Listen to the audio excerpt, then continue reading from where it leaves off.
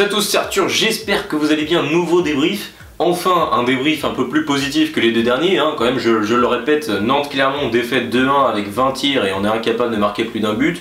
Nantes-Laval, on fait encore 20 tirs et on est incapable de marquer un but.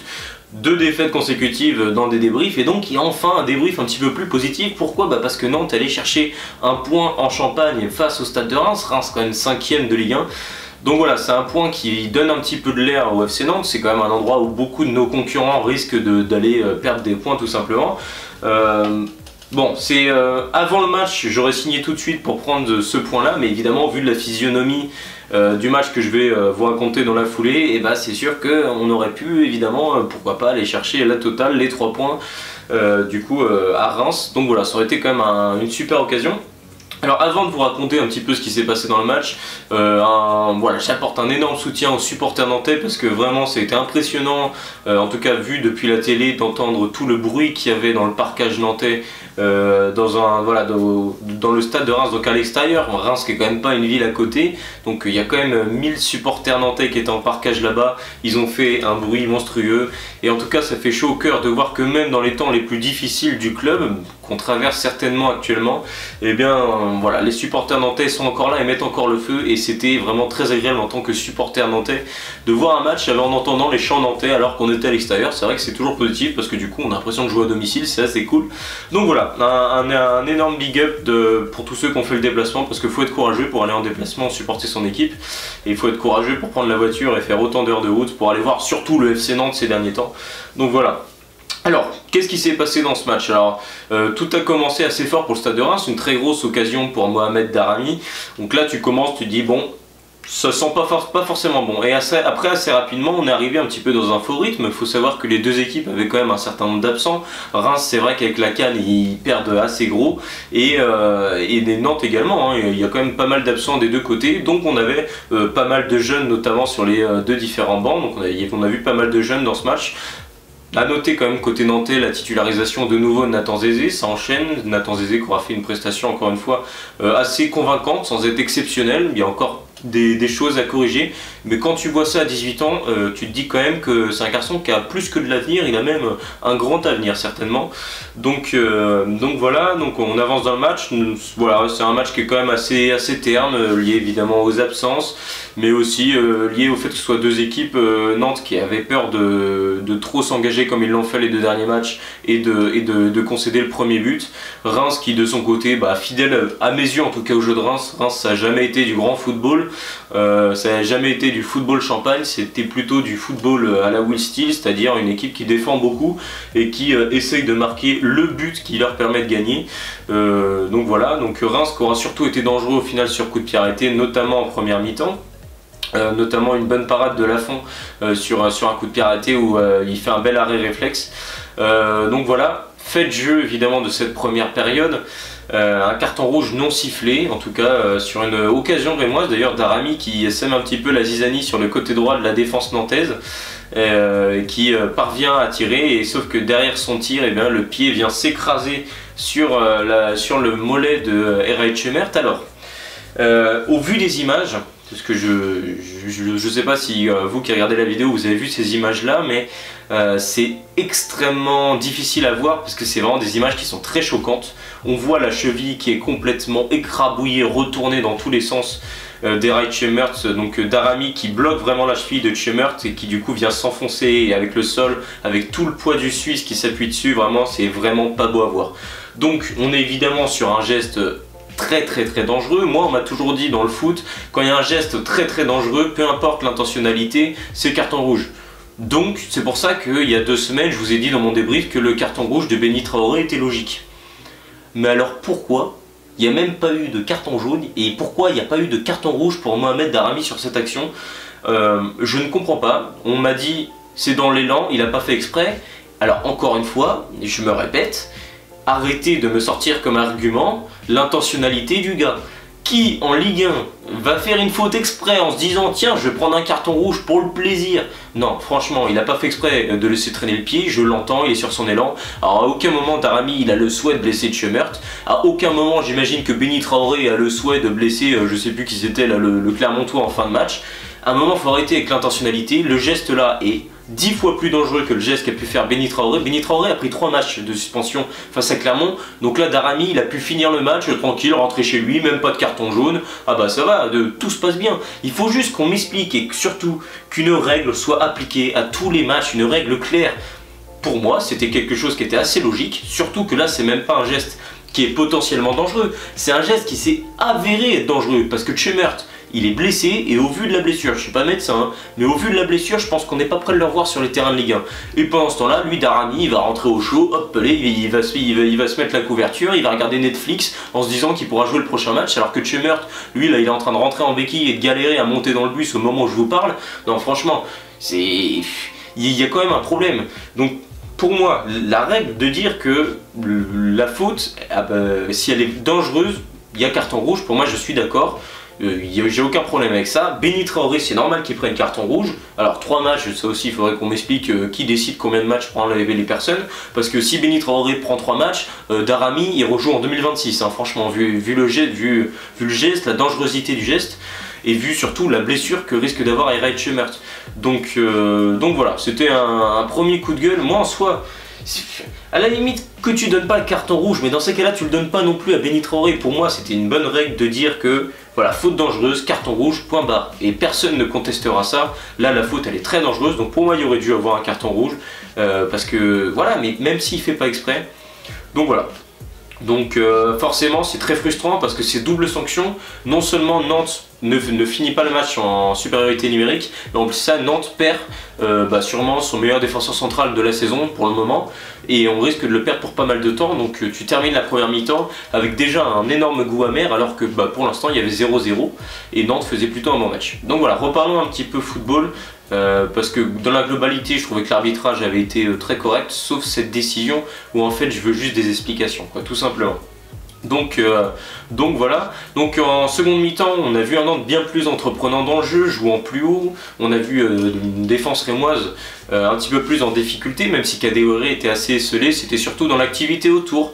Et puis l'entrée de Kader Bamba est venue dynamiser un petit peu ça, le jeu en contre-attaque nantais c'est un petit peu plus matérialisé, on sait que c'est un joueur de percussion, Kader Bamba, qui est capable de faire des différences, même s'il lui manque encore beaucoup de choses, mais on a vu qu'il a été capable de semer un petit peu la zizanie dans la défense rémoise. Et donc on voit un Nantes un petit peu plus pressant, des frappes de Florent Mollet captées, bon. Et puis Evan Diouf n'a pas eu d'arrêt exceptionnel à faire jusqu'à cette 75e minute de jeu aux alentours de ça. Donc Kader Bamba dans la percussion qui va venir fixer son défenseur avant de pousser son ballon et partir en sprint. Donc le défenseur en face c'était Terence Koudou, jeune latéral rémois, hein, tout jeune, qui est quand même plutôt prometteur et qui malheureusement va voir Kader Bamba passer juste devant lui et toucher le ballon au moment où lui intervient. Poussette dans le dos évidente, penalty selon Monsieur Pignard. Donc pour moi évidemment, au vu des images, au tout début j'avais peur qu'il n'y ait pas penalty, mais au vu des ralentis, donc globalement la faute est là.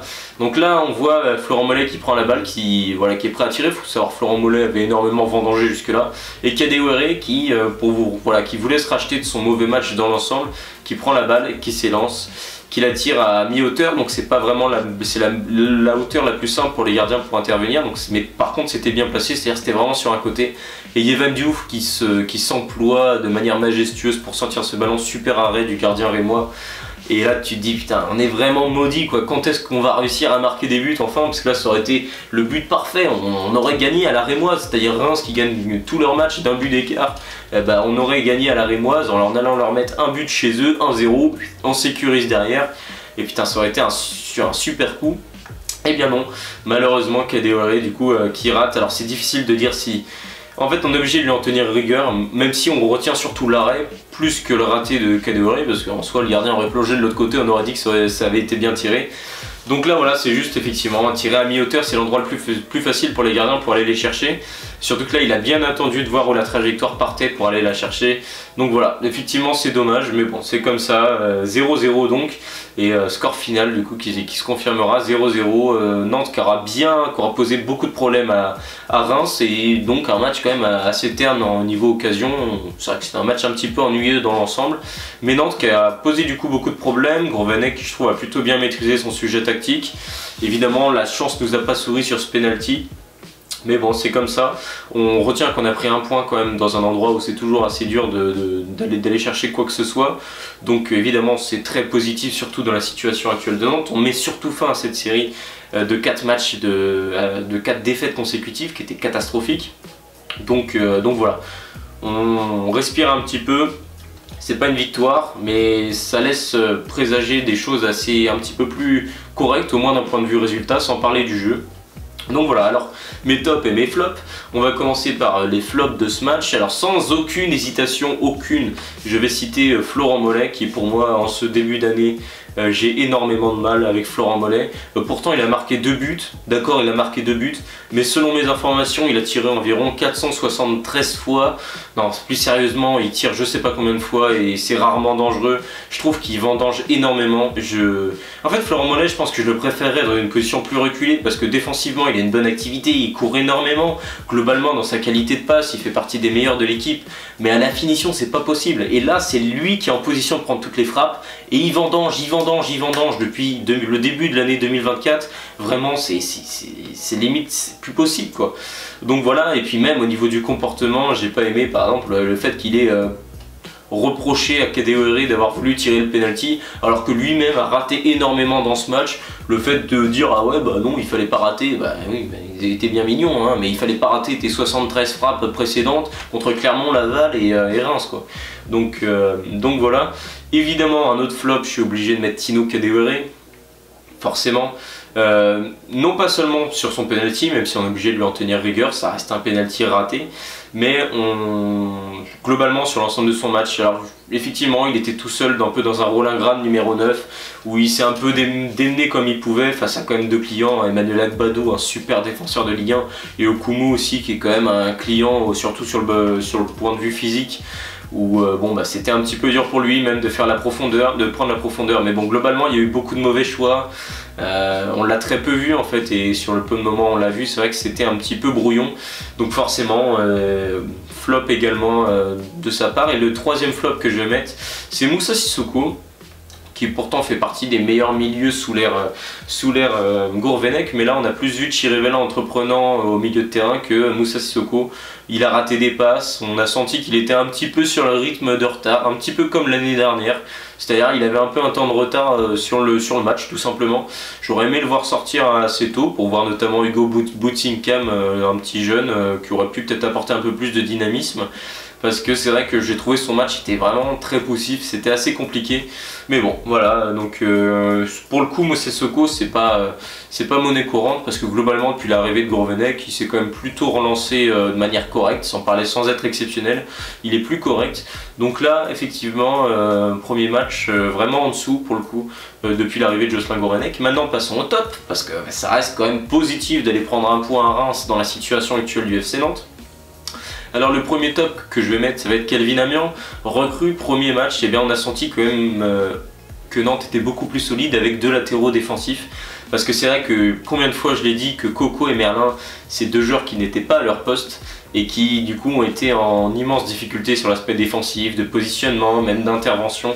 Là Kelvin Amian est vraiment venu sécuriser ce côté droit, même si Daramy est toujours très actif, c'est toujours difficile d'intervenir.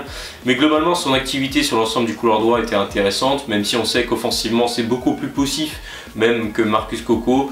On est vraiment sur un défenseur et au moins voilà, on sent plus solide et c'est assez intéressant parce que je trouve qu'il dégage quand même une certaine sérénité et une certaine confiance. Et quand on sait notamment l'intégration d'un jeune de 18 ans dans cette défense centrale, vu que Tchemert par exemple est sorti, Nathan Zézé, du coup le jeune, a joué sur l'axe droit de la défense centrale alors qu'il est gaucher. Du coup il était aux côtés d'Amiens et Palois et on a senti que Amiens et Palois l'ont beaucoup aidé. Voilà, étant que c'est ses premiers matchs en Ligue 1, on a senti qu'ils ont apporté de cette expérience et j'ai trouvé que c'était vraiment positif dans cette défense. Il y avait une forme de solidarité, donc vraiment à saluer cette défense nantaise qui enfin je le trouve a vraiment été au niveau, y compris le gardien, etc. Voilà, bon, ça a été un bon match défensif. Nantes a concédé quelques occasions, mais voilà, dans l'idée c'était un bon match défensif et du coup c'est dans cette même lignée que je vais mettre Jean-Kévin Duverne. Alors je le mets dans mes tops. et pourtant vous savez que c'est un joueur que j'ai beaucoup critiqué parce que voilà, quand il a un temps de retard, il a fait beaucoup de fautes, il a fait des matchs quand même assez catastrophiques, même face à Pau, son dernier match, il a été écarté, après il revient. Et là sur ce couloir gauche, excusez-moi, au même poste avec lequel il jouait avec Eric Roy à Brest, quand il est purement sur le côté gauche, on sent que défensivement c'est quand même assez costaud.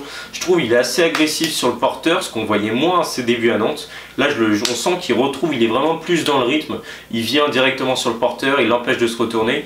Et pourtant il y avait quand même, voilà, il y avait quand même des armes côté rémois, et je trouve que Jean-Kévin Duverne s'est employé à solidifier cette défense. Donc voilà, c'est très positif de citer les deux latéraux comme ayant fait un bon match, parce que effectivement Reims passe quand même beaucoup par les côtés, et donc voilà, ça a été un bon match défensif de nos deux latéraux. Et enfin le dernier top, bon, on commence à être habitué, Douglas Augusto, sûrement une des seules recrues nantaises à vraiment s'être intégré à cette équipe, et il surperforme, parce que je le trouve vraiment fort, Douglas Augusto. Je pense sincèrement que voilà, ça fait 6 mois qu'on le voit jouer, mais je pense qu'il pourrait jouer dans quasiment n'importe quel club de Ligue 1. Bon, évidemment je parle pas du PSG ou même de Monaco, mais voilà, quasiment dans le reste des équipes de ce championnat, parce que vraiment je le trouve, que ce soit en numéro 6 ou même quand il joue en numéro 8, je trouve qu'il a quasiment tout, quoi. Il a la qualité de passe, il a la hargne, sur ses tacles il est très précis, sur ses interventions il est très précieux, il court énormément, il vient à la rescousse des copains quand il y a une percée qui est faite sur un côté, il vient compenser pour offrir une situation de 2 contre 1, et ce qui met l'adversaire en immense difficulté. Donc voilà, il est déjà dans un rôle de médiateur pour équilibrer ce jeu-là. Donc voilà, il est indispensable aujourd'hui à FC Nantes. Et franchement, une super recrue de Douglas Augusto, un immense travail au milieu de terrain, et ça fait du bien d'avoir un joueur aussi performant, surtout à un poste aussi important qu'est le poste de sentinelle, comme c'est le cas sur ces derniers matchs. Donc voilà, félicitations à Douglas Augusto qui s'est vraiment bien intégré au FC Nantes. C'est sûr, c'est confirmé, c'est une super recrue.